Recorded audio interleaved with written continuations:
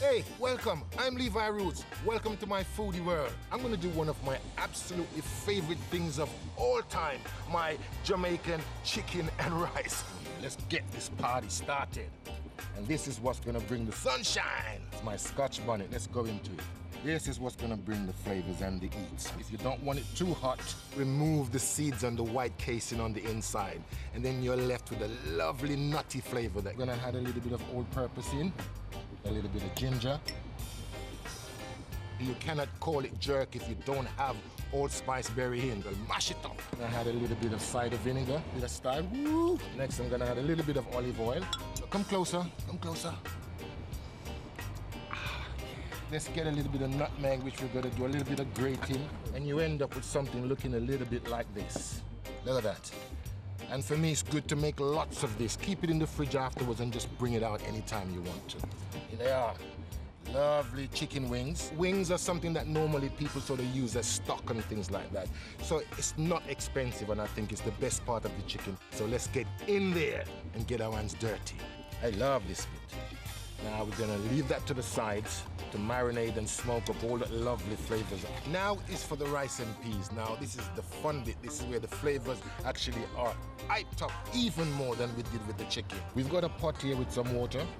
And there, and I'm gonna add coconut milk. Chuck some thyme in there. Next in is the lovely spring onions, or the scallion as it's known in the Caribbean. Key thing here is not to cut the end off, because the end holds it all together once you give it a bash, because you want to fish it out at the end of it. My favorite, allspice berries. About 5 or 6. No other chilies will do the Scotch bonnet, but this time we're just gonna bung it in whole without doing anything to it. It will boil with the seeds on the inside and release that lovely nutty flavors, but no heat. I promise you. Now, Caribbean people are always saying rice and peas when it's really beans. It's a bit confusing, but this style is black beans that we're using, and they're absolutely wonderful. I love these. Next is for the rice. I love to use basmati rice. Our rice has been steaming nicely. Our chicken is nice and marinated, so let's get them on the barbecue, shall we?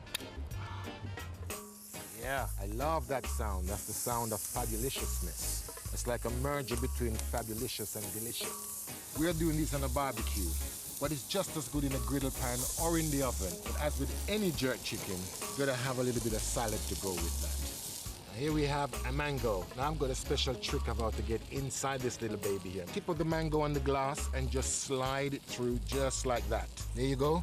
Cut into slithers, and in it goes.